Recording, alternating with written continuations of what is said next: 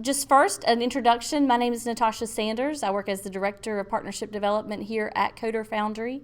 Primarily my role is I work with our students on job placements. I work with an enrollment, getting them into the classroom, determining what their backgrounds are prior to coming into Foundry, and if this type of learning is a good pathway for them in their pathway of life. So that's kind of where I work. A little bit about full stack software development as a whole. In 2018, it was named the fastest growing job of 2018. So we did some kind of data pulls to kind of compare to what that stat says. Indeed is a website that if you are looking for employment, you would want to go to Indeed to maybe look at different jobs that they have offering. They literally have everything there, from customer service roles to machine operators to software developers. And we had actually pulled that the best jobs of 2019, third in the ranking was a full stack developer. It has a projected growth of 20% and is continually growing even as we're entering into Q4 of 2019. We are still seeing those trends in the upward route. Today, this morning, I wanted to go on Indeed just to kind of give you some comparisons of the stacks that are available to you as an aspiring developer.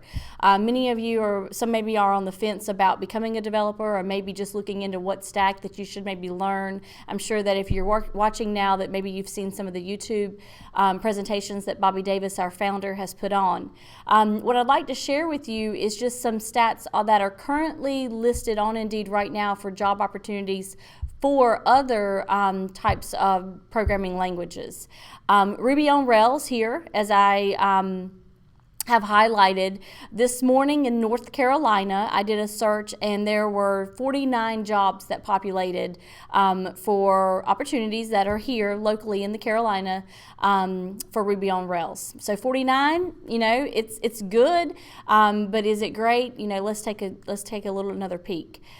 So I did a search for full stack JavaScript developer, also based in North Carolina. A little bit better outcome at 203 jobs that were posted here, which is good. You have to think about your competitor, what that population looks like whenever you are going out to become an aspiring developer and break into the industry, how much opportunity you're going to have opposition against you. So it looks like there's 203 positions that are posted right now for the full stack JavaScript developer this morning. Now, I lastly posted a position for .NET developer. As I've said before, that Foundry, we teach .NET full stack. So when I did the search this morning in North Carolina, we have 508 jobs that posted.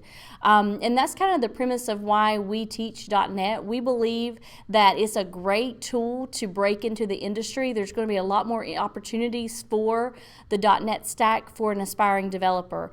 Just many more opportunities and gateways to get into your feet wet. Now, you may learn other opportunities or other stacks once you become a developer and once you start working as a dev, but just to break into the industry, .NET is absolutely the most wide range stack that you would have more opportunities to maybe become visible and be looked at. So I'd like to kind of share those numbers each info session, because they do vary from week to week. .NET is a free cross-platform, open source. So Microsoft, of course, is the .NET framework. There's a lot of things that you can do with .NET. Web, of course, mobile, you can code in Xamarin, which is really cool. With Xamarin, as long as you're coding in C# on the back end, you can deploy to iOS and Android devices using C#. So that's super cool for your mobile development ideas that you might have. Of course, desktop, microservices, gaming. I have a lot of aspiring developers that come to me and they say, hey, I want to work for a gaming company. I want to build a game.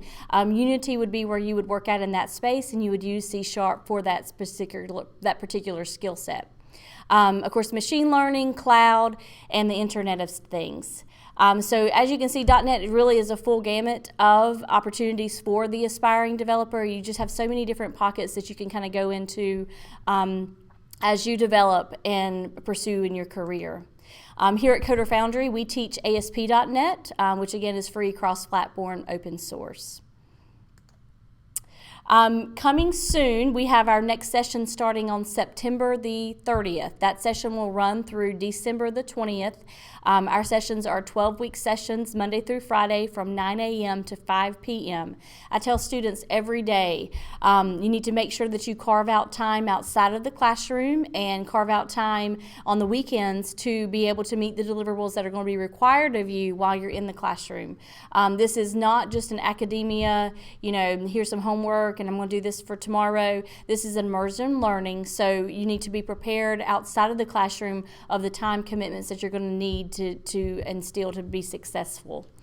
So if you are interested at all in the September 30th, I cannot stress to you how important it is to apply today. There's about a 5-step process to become an applicant or a candidate for the program.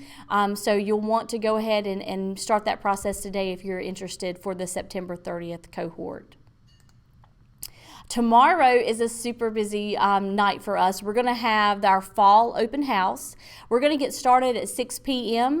It will be somewhat floating, but we have a presentation that will begin promptly at 6 p.m. So if you can make it out tomorrow night, we welcome you to.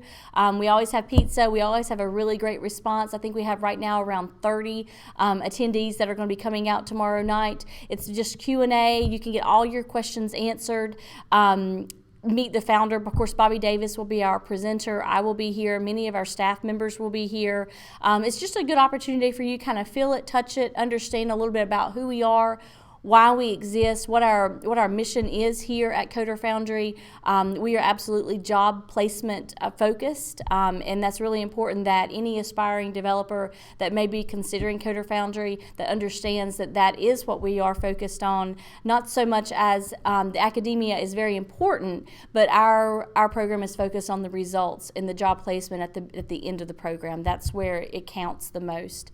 So if you are interested, please RSVP. If you go to our website, at the very top we have a header. You can just click there and just RSVP for tomorrow night. That way everything is in place and I have everything ready for you, name tags, and it'll just be it will run a little smoother. So job placement, as I said, is the sole focus of our priority here at Coder Foundry. 3 of the things that I like to talk to our students about, even aspiring students that are thinking of coming in, are location, functionality, and salary. So of course location is going to be the number one thing because I work with employers all across the U.S. Everything is down to Florida, as north as New York, and as east as Texas. So we have a strong bandwidth of employers, and we want to make sure that we align you as a student to the right employer. So something that you can even think about right now is location. Where would you be willing to go? Where would you realistically be able to move you and your family or you yourself to in order to take on that first job? And it's just the first job. Remember, the first job is just an entry to the second job. You're really after that second job, but when you're breaking into the industry, you may not be in the perfect world with, catered lunches each day, but it's breaking you in as a software developer with a compensation attached to your title. That's what you want. You want to break into the industry and be able to progress from there. So location, I cannot tell you, is so important in your thinking before you join us, to be thinking where could you realistically go. Function, of course, we're full stack teaching, so most of the jobs that I work with are that. There are very rare times where I may have a front-end dev job that I might have I bring to the table. Some of our students prefer front-end development, but we teach full stack development, and we do encourage you all to just kind of dive in feet first into that. Salary is also equally very important, and we realize that. So we like to set realistic expectations to you as a student. If you've had some type of prior technology background prior to Coder Foundry, your salary beginning in the industry may be a little bit higher than someone that maybe is coming right out of high school, right out of college, or maybe has never had any type of professional career versus someone that maybe has worked as a project manager on an IT team. So we have individual conversations about your salary, what your expectations are, and how we're going to take you to market. And basically that's a very open conversation between you and I, or you and I as a student, so that there's expectations set, and that when employers are brought to the table, they know what your earning needs are. So that's really important. Some of the employers that we have graduates working at right now, these are just some that I've listed that are kind of bigger names that I think that you would be more likely to know and recognize. Of course, Microsoft, Discover, Wells Fargo. We have quite a few students working in Uptown Charlotte, working at Wells, Cisco, HP, Chase, Belk, Bank of America. So these are just some of the larger names. Some of the names that you're not going to see, though, are local employers that have tools and products that you may use and you not even realize how much technology and how many developers are on the back end making those work. Some local employers, again, realtor-based employers, financial employers that are local, and then, of course, all over. It's all over the board, but these are just some of the few that I thought would be kind of most relevant that you would maybe want to hear about. The cool thing about Microsoft, too, is if you Google Microsoft Leap, L-E-A-P, they have a cool internship that we've had 5 of our alumni land in. It's a cool internship where they pay an internship a salary of $7,000 per month, and you get to move to Redmond and you get to train at Microsoft. And of those that were able to take on this opportunity, they actually were offered roles at Microsoft. So it was kind of cool. You could definitely look into the Microsoft Leap program. There's a lot of specifics. It is something that you would want to apply for upon completion of Coder Foundry whenever they put out the new applicants per year, or excuse me, per quarter. So in June of this year, we launched the Launchpad program, which has been very successful, and we are going to continue with the Launchpad program through the September cohort on into 2020. One of the main questions I get asked with the Launchpad is there any upfront cost? Like, what do I need to put down as a deposit in order to qualify for the Launchpad program? And there is no upfront cost for you that you need to put down. The payments are going to actually begin once you complete the program after the 12 weeks and once you land a position earning $40,000 or more a year. Once you earn $40K, that's when your payments will begin to kick in. The payments are capped at $25,000. So the way that it works is once you're earning at $40K, 15% of your salary will be going towards your ISA. You'll make that payment over 36 payments or $25,000, whichever will come first. So if you stay at $40K per year, you'll end up paying around $18K for the program. But if your salary earnings are higher and you are earning $60K per year, then obviously your repayment would probably meet that threshold of $25,000. If for any time during those 36 payments you're laid off or you're out of work or for whatever reason you're not working, you're not required to payment. It's only when you're working. So that's kind of how that oversee is worked. We're also asked, is this a loan? So you've got to think about what a loan is. So when you think about lending, you go to the bank, you say, I need $14,900, and they give you a due date, they give you the payment amount, and no matter what in your life that's happening, your payment is due on that date regardless. So the difference is with Launchpad, again, if you're not working, you're not paying, and it's not, the original documentation is not set up as a traditional loan.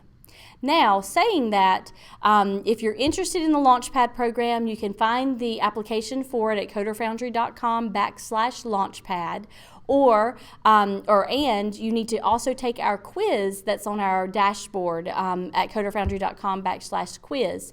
That quiz is going to get you entry into the interview session of our process. It is very, very, very important that you do well on the quiz. I always recommend students do not have any distractions around you when you take the quiz. I recommend that you take it on a desktop.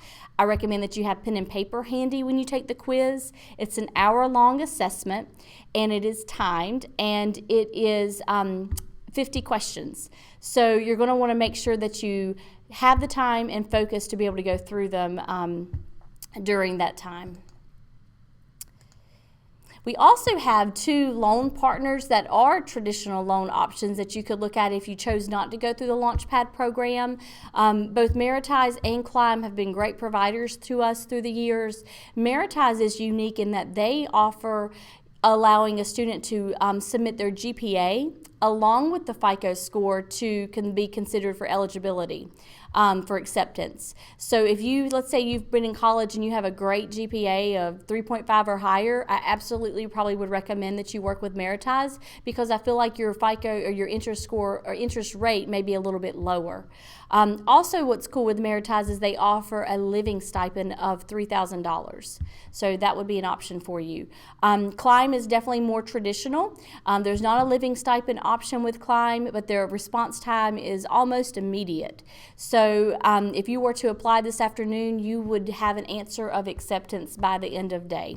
Meritize takes a little bit longer in their approval process. So if you're wanting to know kind of right now, could I get in through Climb or get in quickly, Climb would be where you would want to go. Our tuition cost is $14,009. So whenever you apply, you want to make sure that you key that in correctly.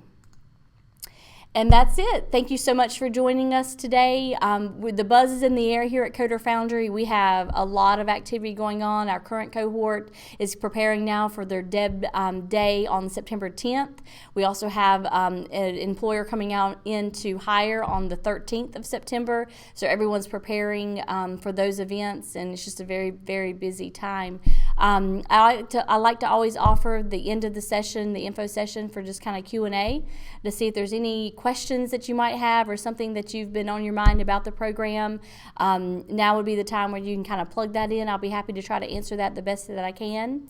And if there's not any questions at this time, we can definitely, you're welcome to reach out to me directly at nsanders@coderfoundry.com. Be happy to answer any questions you have about our program, about our offerings. Just hope to see you soon. And make sure to RSVP for tomorrow night for open house. Thank you.